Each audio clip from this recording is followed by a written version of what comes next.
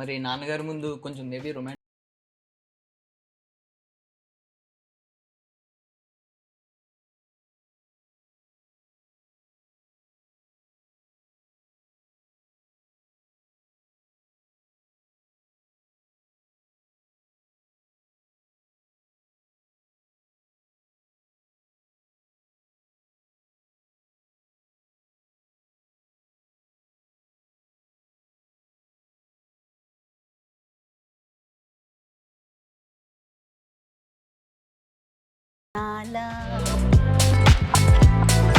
Especially ఆ drawer sequence ఏదైతే ఉందో.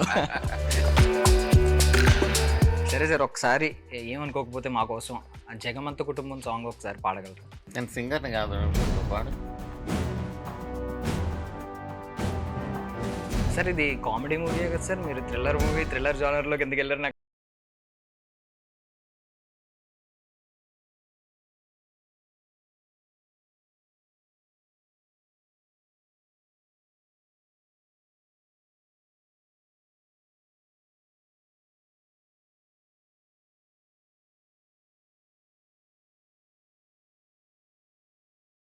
ప్రియదర్శన్.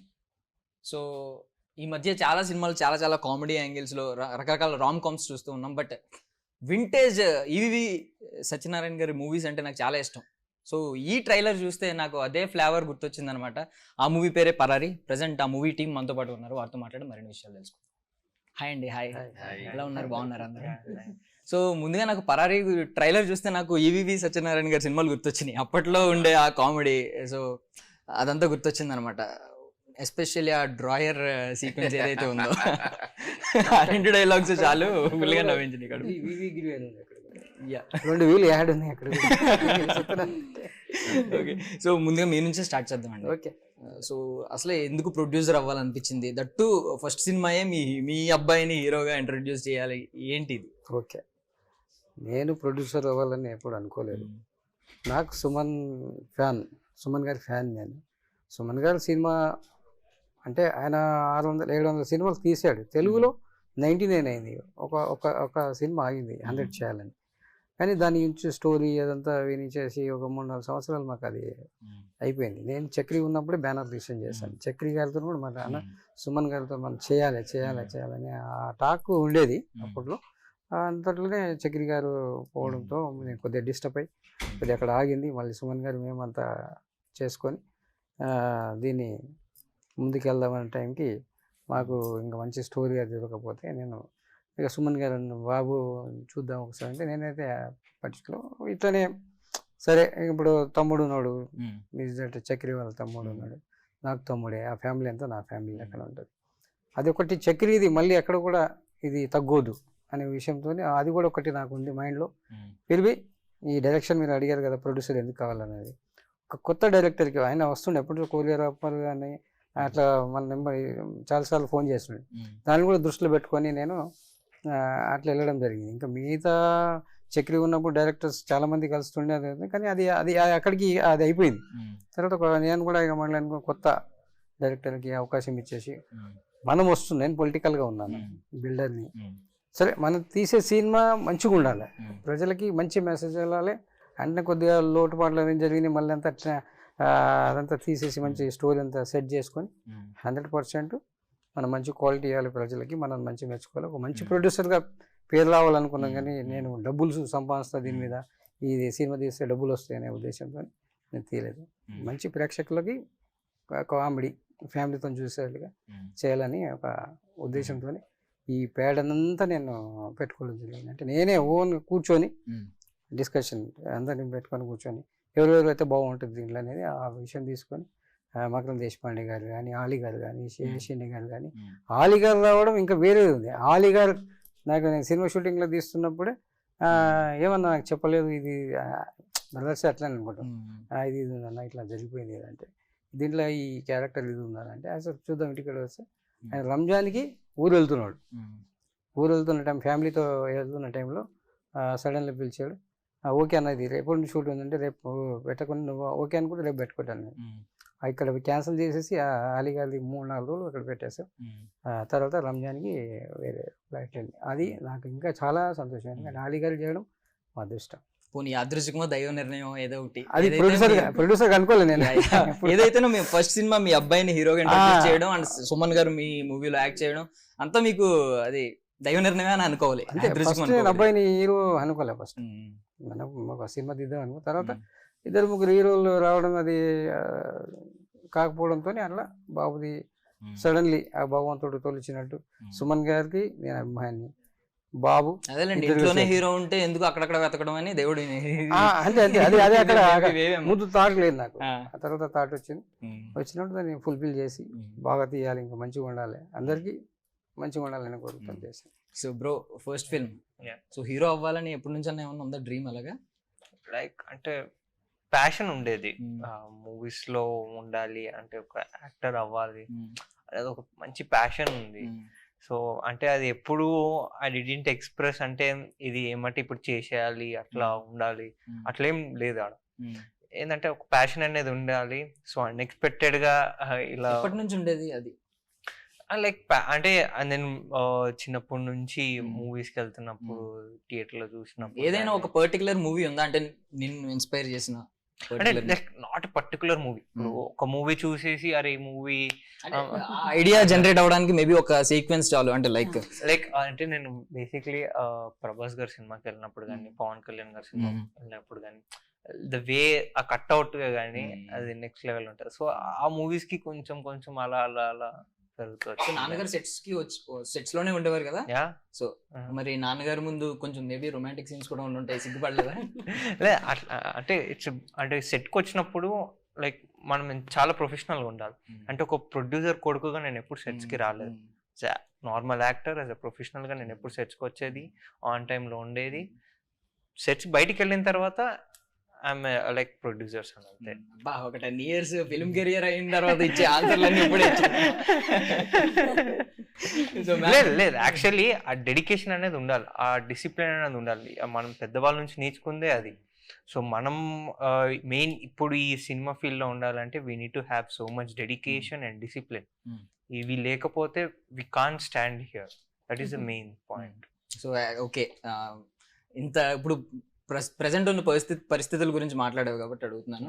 సో స్ట్రైట్ థియేట్రికల్ వెళ్తున్నారు, సో భయం ఏమన్నా అనిపించిందా స్టార్టింగ్? లైక్ స్ట్రైట్ థియేట్రికల్ వెళ్తున్నాం అంటే లైక్ ఆ స్టోరీ మీద ఉన్న confidence and what I did అనేది నాకు సెల్ఫ్ కాన్ఫిడెన్స్. లైక్ కోవిడ్లో వచ్చినప్పుడు అంటే ఇక థియేటర్స్ అన్ని క్లోజ్ అయినప్పుడు ఓటీటీ అనేది చాలా వాస్ట్గా పెరిగిపోయింది. సో అప్పుడు కూడా ఆఫర్స్ వచ్చినాయి కానీ వీ డిడెంట్ యాక్సెప్ట్. సో ఏదైనా కానీ ఎట్టి పరిస్థితుల్లో థియేటర్స్లో రిలీజ్ అవ్వాలి అని అనుకొని we came to hear, theatre release అవ్వాలని. సో ఒకసారి మూవీ గురించి మాట్లాడుకుందాం, ఒకసారి పలకరించేసి.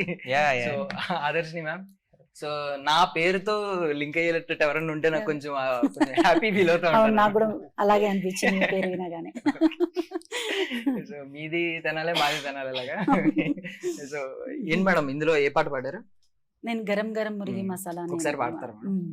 గరం గరం మురిగి మసాలా హాటుగా ఉంటుంది నాలా, గరం గరం మురిగి మసాలా చాటుగా వడ్డిస్తా చాలా, సందిట్లో దూరేసి బావా నీ రేటు చెల్లించుకోవా, గరం గరం హబ్బా గరం గరం హా గరం గరం మురిగి మసాలా హాటుగా ఉంటుంది నాలా. సో ఓకే, సో ఇందులోకి సో అదే ఇప్పుడు ఆయన వల్ల మహిత్ గారి వల్ల ప్రాజెక్ట్ లోకి ఎంటర్ అయ్యారా, లేదు వేరే ఏమన్నా రీజన్ ఉందా? అంటే ఇప్పుడు నేను చక్రన్న వాళ్ళ చెల్లెలు, అంటే ఇంకా గిరన్న మా అన్నయ్య, మా మహిత్ తమ్ముడే కదా, ఇక మన ఫ్యామిలీ మన మూవీ కదా, అన్నయ్య ఎంకరేజ్మెంట్ కానీ మహిత్ పాడించాలని. సో మహిత్ గారు కిరణ్ కలిసి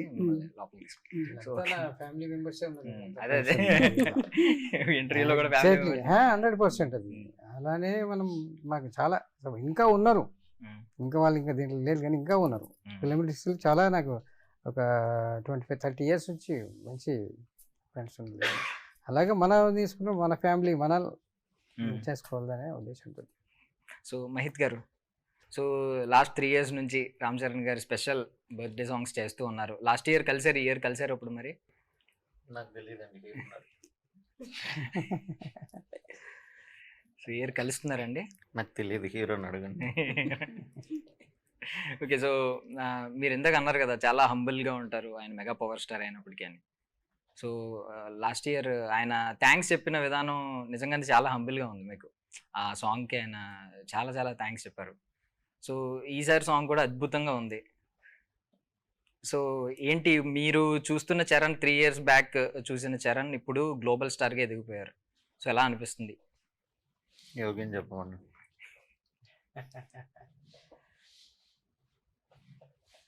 ఇదేంటండి ఇది? రామ్ చరణ్ గారి గురించి యోగి చెప్పాలి. రామ్ చరణ్ గారి గురించి యోగి చెప్తారా? సో పవన్ కళ్యాణ్ గారి గురించి మీరు చెప్తారా? మళ్ళీ అడగండి, పర్లేదు. సో చెప్పు. లేదు. నువ్వు సాంగ్ చేసినావు కాబట్టి నువ్వే చెప్పాలి. అంటే రామ్ చరణ్ బాగా లైక్ చేస్తావు కాబట్టి మహేష్ చెప్తేనే దాన్ని కరెక్ట్ రీచ్ అవుతుంది. అంటే నార్మల్గా మేము అభిమానులమే, మాకు చాలా ఆ ప్రౌడ్ మూమెంట్, ఆ ప్రౌడ్ ఫీలింగ్ వస్తుంది అనమాట. ఇప్పుడు ఆస్కార్ వరకు వెళ్ళినారు. ఒక డైహార్డ్ ఫ్యాన్గా మీరు కూడా ఒక లాస్ట్ 3 years నుంచి కాన్సిక్యూటివ్గా సాంగ్స్ చేస్తూ వచ్చారు, special songs. So last year కలిశారు, ఈ ఇయర్ ఆస్కార్ వచ్చిన తర్వాత కలుస్తారా? ఇప్పుడు ఏంటి ఆ ప్రౌడ్ ఫీలింగ్ మీకు ఎలా ఉంది అనేది? ఆస్కార్ వచ్చినాక మన తెలుగు ప్రజలకి మనకి గర్వంగా చెప్పుకోవాలి. ఎందుకంటే ఆయన బిజీలో చాలా ఉంటాయి కదా. తెలుగు ఇండస్ట్రీని తమ్ముడు ప్రపంచ లెవెల్లో చేసాడు, తమ్ముడు ఏది చేయాలో అది చేశాడు. మ్మ్. ఇక కలవాలి అనుకుంటే మన అది ఏదో అనుకోవాల్సి వస్తుంది. చాలా ఉంటాయి. ఆస్కార్ అవార్డు వచ్చిన తర్వాత చాలా ప్లేస్లకు వెళ్ళాలి, చేయాలి ఉంటుంది.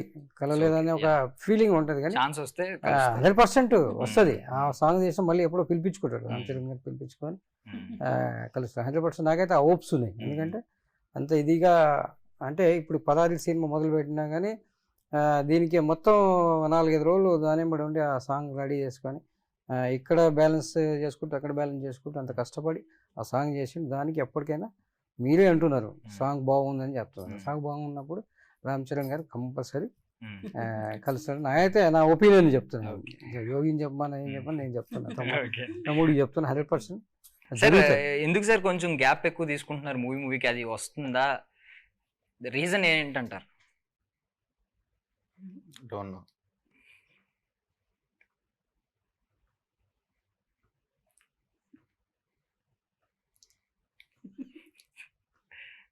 సరే సార్, ఒకసారి ఏమనుకోకపోతే మా కోసం ఆ జగమంత కుటుంబం సాంగ్ ఒకసారి పాడగలరా? రాదండి, మా సిస్టర్ పాడతారు. తననే అడిగారు. యా ఆయన్ని అడిగండి. నేను సింగర్ని కాదు, నువ్వు పాడు. సార్ ఇది కామెడీ మూవీయే కదా సార్, మీరు థ్రిల్లర్ జానర్లోకి ఎందుకు వెళ్ళారు నాకు అర్థం కాలేదు. యాక్చువల్లీ ఇక్కడ ఒక ప్రాంక్ జరిగింది. ప్రాంక్ చేసుకునే there is nothing like that. మీరు ప్రాంక్ లో ఇన్వాల్వ్ అవ్వలేదా? యాక్చువల్లీ ప్రాంక్ నంచేమన్నారు. నేను నిన్ను చూసి మొత్తం మర్చిపోయాడు ఎందుకు పాపం. సో అదే నాకు హింట్ ఓకే ఇంటర్వ్యూ స్టార్ట్ అవ్వకముందు ఇచ్చిన హింట్ అగా ఓకే వదిలేస్తా నేను అందుకే. సో బాబాయ్ ఇనిషియేట్ తీసుకున్నాడు. Nothing like that. Again interview sir అది కాదు సార్, ఇప్పుడు మూవీలో ఎంటర్టైన్మెంట్ లో ఇదేంటి ఇప్పుడు టేజర్ అండి, ఇది టేజర్ అండి. మూవీ ఎంటర్టైన్మెంట్ ఎలా ఉండబోతుందో ఇప్పుడు టేజర్ చూపించారు నాకు. లేదండి సార్ ఎంట్రీ అయిపోయాకన్నా అయిపోద్ది ప్రాంక్ లేదు. ఓ ఫ్రాంక్ ఇది. So coming to the point, ఏమడిగారు నన్ను? రామ్ చరణ్ గారి గురించి. ఒక అభిమానిగా ఒక సాంగ్ చేస్తాం, ఒక అభిమానిగా ఒకరిని ఆరాధిస్తాం. అంటే దేవుడి గుడికి వెళ్ళి కొబ్బరికాయ కొడతాం, కొట్టగానే దేవుడు అన్ని ఇచ్చేస్తాడా? అన్ని ఇచ్చేయాలనుకోకూడదు కూడా. సో మనం చేసేది మన సాటిస్ఫాక్షన్ కోసం, మన అభిమానాన్ని మనం చూపించుకోవడం కోసం. అది ఆయన చూస్తాడా, వస్తాడా, కలుస్తాడా అది కూడా ఎక్స్పెక్ట్ చేయకుండా చేస్తున్నాను. బట్ ఆయన ఫస్ట్ టైం సాంగ్కే ఆయన వచ్చారు, కలిశారు, ఆయన చాలా అప్రిషియేట్ చేశారు. ఆయన ఇచ్చిన హగ్ ఈ రోజుకి మర్చిపోలేను. అది నాలో ఎవ్రీడే నన్ను బూస్ట్ చేస్తూనే ఉంటాను. షర్ట్ ఉందా సార్, దాచేసుకున్నారా పక్కన మళ్ళీ వేసుకోకుండా? లేదు ఉంది. అది ఉంది. ఆ పాట విని చిరంజీవి గారు స్వీట్ బాక్స్, బొకే పంపించారు, ఒక వాయిస్ నోట్ పంపించారు. అవి ఎప్పుడు మర్చిపోలేను నేను. సో అవన్నీ ఒక పాట, పరారీ ఒక పాట. కమింగ్ టు ద పరారీ, డెఫినెట్గా చిరంజీవి గారు పంపించిన స్వీట్ బాక్స్ స్వీట్ తిని ఎంత హ్యాపీగా ఫీల్ అయ్యానో, ఇందులో పాటలన్నీ అవుట్పుట్ వచ్చాక అంత హ్యాపీగా ఫీల్ అయ్యాను. సో ప్రతి పాట మంచి సింగర్స్తో పాటు మంచి రైటర్స్ రాయడం, అవుట్పుట్ మంచిగా రావడం, ఆ తర్వాత పిక్చరైజేషన్ మంచిగా రావడం, ఒక మంచి బడ్జెట్ పెట్టి గిరన్న దాన్ని ఫారెన్ లొకేషన్స్లో షూట్ చేయడం, అన్నీ కుదిరాయి అన్నమాట. అయితే చిరంజీవి గారు బాక్స్ పంపించినప్పుడు అలా కొన్ని స్వీట్స్ ఉన్నాయి అందులో, అంటే ఒక్కొక్కటి ఒక్కొక్క రకమైన స్వీట్. పాటలు కూడా అలా అన్ని రకాలు, ఏ స్వీట్ తినాలా అని ఏరుకున్నప్పుడు నాకు అన్ని స్వీట్లు తినాలనిపించింది. సో ఏం చేశాను, అన్ని కొంచెం కొంచెం తిన్నాను. సో నా పాటలకు వచ్చేసరికి అలా అన్ని పాటలు వచ్చాయి. నాకు కూడా ఒక 6 రకాల పాటలు వచ్చాయి అన్నమాట. సో ఆ 6 రకాల పాటల్ని నేను హ్యాపీగా, అంటే అంత స్వీట్గా చేయడానికి ఇష్టంతో చేసిన పాటలు అన్నమాట. సో నేను ఎంత హ్యాపీగా తిన్నానో, ఎంత హ్యాపీగా చేశానో, మీరందరూ కూడా ఆ సాంగ్స్ని, ఇప్పుడు ఆల్రెడీ రిలీజ్ అయిన సాంగ్స్ని చాలా బాగా అప్రిషియేషన్ వస్తుంది. సో అలాగే మురిగి మసాలా సాంగ్కి కూడా మంచి హిట్ చేయాలని మనసారా కోరుకుంటున్నాను. పరారీ మూవీకి వస్తే, మూవీకి డెఫినెట్గా మ్యూజిక్ హెల్ప్, అంటే ఈ మ్యూజిక్ ఈ పరారీ మూవీకి వచ్చే మ్యూజిక్తో నేను నాకు మైల్ స్టోన్గా ఎలా చెప్పుకుంటాను, సో అలాగే ఈ మూవీకి మ్యూజిక్ కూడా అలా కావాలి అన్న కసితోనే చేశాను. అంటే పరారీ సినిమా అనగానే పాటలు గుర్తు రావాలి అన్న కసితో మాత్రం వర్క్ చేశాను. So sir next time actually బాబాయ్ వచ్చింది కాబట్టి I have to say one thing. బాబాయ్ అని పిలుస్తాను. సో ఏమైందంటే like we have tomorrow unexpected ఒక సాంగ్ షూట్ ఉంది, ఒక చిన్న బిట్ సాంగ్ ఉంది. ఈ రోజు నైట్ కాల్ చేసి చెప్పాం, ఎగ్జాక్ట్ నైట్ కాల్ చేసి చెప్తే ఎమ్మటెమ్మటే నైట్ నుంచి ఎర్లీ మార్నింగ్ 5 వరకు స్టూడియోలో నుండి ఆ సాంగ్ అంతా కంప్లీట్ చేసుకొని రేపు మార్నింగ్ షూట్కి ఇచ్చారు బాబాయ్. So that much of dedication and that much of hard work he has given to this movie. దాని తర్వాత సాంగ్స్ మీరు యూట్యూబ్లో రిలీజ్ చేసినప్పుడు ఆడియన్స్ నుంచి ఎంత మంచి రెస్పాన్స్ వస్తుందో, అండ్ పర్సనల్గా కూడా చాలామంది మెసేజ్ చేయడం కానీ మాట్లాడడం కానీ కూడా చేశారు. టీమ్ అంతా చాలా హ్యాపీగా ఫీల్ అయ్యాం. సాంగ్స్ హిట్ అవుతున్నాయి అండ్ ట్రైలర్కి కూడా మంచి రెస్పాన్స్ వస్తుంది. Like team is so happy listening, and వాళ్ళ నుంచి ఆ లవ్ అండ్ సపోర్ట్ వస్తున్నప్పుడు ఆ కాన్ఫిడెన్స్ అనేది ఒక నెక్స్ట్ లెవెల్కి బూస్ట్ అయిపోతుంటుంది. We are so happy. So sir next time మళ్ళీ కాస్టింగ్ కోసం వెతికేటప్పుడు నెక్స్ట్ మూవీలో ఎక్కువ కష్టపడకండి, పక్కన యాంటాగోనిస్ట్ ఆయనకి ఇచ్చేయండి. లేదు యాక్చువల్లీ దీనికి కర్మ క్రియ, మీకు పాసిబుల్ అయితే కెమెరాస్ ఒక్కసారి ఆయన సైడ్ ప్యాన్ చేయండి, మీకు అంతా తనే యాక్చువల్ నాకు చెప్పింది, దర్శన్ అనే వ్యక్తిలో వస్తాడు, మీరు ప్రాంక్ చేయండి అంటే నేను వచ్చిందేమంటే అడిగా, యూ ఫీల్ సో నర్వసా, ఏంటి హెడ్ ఏక్, వద్దులే పాపం ఎందుకు చాలా స్ట్రెస్ అవుట్ ఉండమని ఐ స్టాప్. బాగా స్టార్ట్ చేశాను, ఐ స్టార్టెడ్ లాఫింగ్ ఇన్సైడ్. అందుకనే మీరెవరు సరిగ్గా సపోర్ట్ చేయకపోయినా ఆయన అసలు పర్ఫెక్ట్ యాంటాగోనిస్ట్ లాగా, nothing like anything, just a prank. కాసేపు ఆగుంటే బాగుండేది. నేను అదే కోరుకున్నాను, తెలిసిపోయిన తర్వాత కొంచెం సేపు ఉండాల్సింది, త్రిల్లు మిస్ అయిపోయాం అప్పట్లో. నేనే వెళ్ళిపోయాను, మీరే వెళ్ళిపోయాను. ఆ పేషెన్స్ లెవెల్ అనేది క్యారీ అవుతూ ఉండేది, అంటే ఎక్కడ బ్రేక్ అవుద్ది ఆ పేషెన్స్. అసలు ఏం ఫీల్ అయ్యారు? లేదు నాకు అర్థం కాలేదు. నేను నార్మల్ గా మీరు ఇంటర్వ్యూ ఎండింగ్ వరకు మీరు అలాగే మాట్లాడి నేను అలా కూర్చునేవాడిని. అంతేనా? అసలు ఎందుకు మాట్లాడట్లేదు అన్న ఫీలింగ్ నాకు అర్థం కాలేదు. నాకు ఏమైంది ముందు ఇంటర్వ్యూలో నేను బయటికి వెళ్ళి వచ్చాను, అప్పుడు ఏమన్నా అయిందా నేను ఆలోచిస్తున్నాను. అప్పుడు అయినప్పుడు మొత్తం ప్లాన్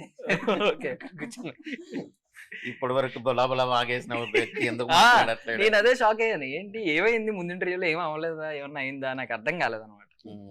సో లేకపోతే అందరూ కంటిన్యూస్ ఇదే క్వశ్చన్ అడుగుతున్నారా, లేదు ఆన్సర్ ఇవ్వకూడదు అనుకుంటున్నారు ఈ ఇంటర్వ్యూలో అనుకున్నాను అనమాట నేను. సో పరారీ గురించి ఒకసారి మాట్లాడుకుందాం, మూవీ గురించి ఏం మాట్లాడగలదు.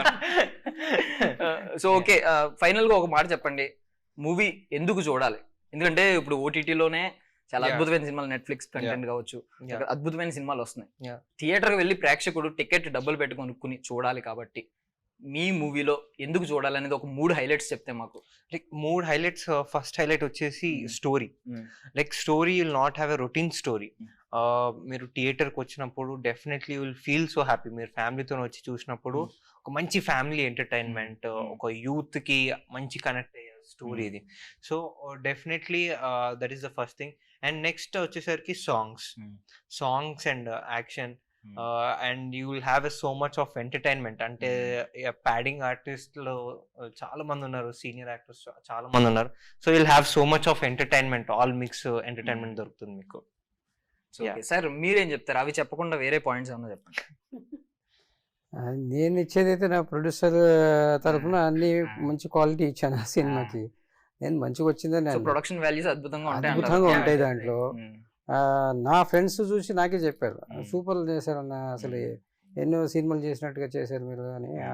ఆ టాక్ అయితే నాకు వచ్చింది. అది ప్రేక్షక దేవుళ్ళ నుంచి నాకు రావాలి, కానీ నేను ఓన్లీ చెప్పుకుంటే బాగుండదు. చంద్రబోస్ గారు కూడా మూవీ సాంగ్ రిలీజ్ చేసేటప్పుడు కూడా అదే చెప్పారు, ఎక్కడ తగ్గకుండా చాలా క్వాలిటీ మెయింటైన్ చేశారు, చాలా బాగా చేశారు. అబ్బాయి కదా అక్కడ. ముందు ప్లానింగ్ లో అబ్బాయి లేడు, అట్లని కాదు, అబ్బాయి ఉన్నాడు అని చెప్పి ఎందుకంటే అది కౌంటర్ చేయాలి. అబ్బాయి ఉన్నాడు కదా అని కదా, అబ్బాయి లేకుండా నేను చేస్తుండే. సరే చెప్తున్నా కదా, ఇది ఒక యాక్సిడెంటల్ లాగా. అంటే సుమన్ గారు అబ్బాయిని పెట్టి చూడే, అది నాకు అదృష్టం అంటే అని అనుకోలేదు కూడా. సుమన్ గారు బాబు యాక్టింగ్ చేస్తారు ఇది అని అనుకోలేదు నేను. ఓన్లీ సుమన్ గారే ఉండేనా. సో ఓకే, సో ఫైనల్ గా మీరు ఒకే వర్డ్ చెప్పండి మూవీ గురించి, ఎందుకంటే మీరు ఆర్ఆర్ చేస్తూ మొత్తం 3 అడిగారు మీరు. సో ఇవి రిపీట్ అవ్వకుండా చెప్పాలి. అసలు నేను చెప్పేది మీరు ఎక్స్పెక్ట్ కూడా ఓకే ఓకే చెప్పండి. థియేటర్లో ఖాళీ ఉండద్దు కదా, అందుకు జనాలు రావాలి. థియేటర్లు కట్టుకొని కూర్చున్నారు కదా చాలా మంది, వాళ్ళకి డబ్బులు రావాలంటే థియేటర్ కి సినిమాలు మనుషులు రావాలి కదా, అందుకు రావాలి. నెక్స్ట్ 3వది, ప్రొడ్యూసర్ డబ్బులు పెట్టారు కదా, టికెట్ కొనుక్కుంటేనే కదా సినిమాకి డబ్బులు వచ్చేది, అందుకు జనాలు రావాలి. మహిత్ నారాయణ గారు మ్యూజిక్ కొట్టారు కదా, నేను ఒక 3 చెప్తాను. మహిత్ నారాయణ గారు మ్యూజిక్ కొట్టారు కదా, ఖచ్చితంగా దానికోసం 3 ఓటీటీ. మీరు అడిగిన క్వశ్చన్ మీరు మర్చిపోతున్నారు. ఓటీటీలో చూడకుండా థియేటర్ కి చూడకుండా అనలేదు నేను అనేది ఏంటంటే ఓటీటీలో కూడా చాలా అద్భుతమైన లైక్ నెట్ఫ్లిక్స్ లో థియేటర్ కి రప్పించాలంటే ఖచ్చితంగా స్పెషల్ ఎలిమెంట్స్ ఉండాలి. ఆ స్పెషల్ ఎలిమెంట్స్ ఏంటి అనేది అడిగింది. జస్ట్ ఏంటంటే ప్రేక్షకుడికి ఈజీ అవుతుంది, జస్ట్ ఆ ఒక్క పాయింట్ చెప్తే ఓకే దీనికోసం మనం ఖచ్చితంగా వెళ్ళాలి థియేటర్ కి. నేను చెప్తే వచ్చేస్తాను. అవును, ఓటీటీలో టీవీలో చూసినంత ఈ సౌండ్ సిస్టమ్ ఇదంతా థియేటర్లో చూస్తాను. ఎందుకంటే ఇంట్లో మనం కూర్చొని 2 hours ఏదో ఫోన్ వస్తుంటుంది, మాట్లాడుతుంటాం ఏదో. అంటే సినిమా చూడాలని అనుకుంటే థియేటర్కి వెళ్ళే చూడాలి. ఎందుకంటే మన ఇంట్లో కూర్చొని ఓటీటీలో చూస్తే అవునండి. ఆరెంజ్ సినిమా ఎన్నిసార్లు చూసినా అప్పుడు రీ రిలీజ్ అయితే థియేటర్ కి వెళ్ళి చూస్తున్నారు, అంతే కదా, బికాజ్ అదొక సెపరేట్ ఫీల్. అది థియేటర్ అనేది ఎందుకుంటుంది? 100,000 మంది కష్టాలు ఉన్నాయి ఇక్కడ. ఒక సినిమా అంటే ఒక 2 గంటల సినిమా కాదు. సినిమా ఓపెనింగ్ అయిన దగ్గర నుంచి రిలీజ్ వరకు 1000 మంది కష్టపడితే ఒక సినిమా అవుతుంది. వాళ్ళ కష్టాన్ని ఒక 100 రూపాయలు పెట్టి మనం రిలీఫ్ చేయగలిగితే, ప్రతి ఒక్క ఆడియన్ అలా చేయగలిగితే మా సినిమానే కాదండి ప్రతి సినిమా ఆడుతుంది. అది దానికోసం థియేటర్కి వస్తే చాలు. చాలా ఎమోషనల్ గా చెప్పారు, దీనికోసమైనా థియేటర్కి వస్తారు జనాలు. So thank you so much అండి మీ విలువైన సమయాన్ని మాకు ఇచ్చినందుకు. సో సక్సెస్ మీట్ లో మళ్ళీ కలవాలని మనస్ఫూర్తిగా కోరుకుంటున్నాను. Thank you. That's all for now. This is Darshan signing off.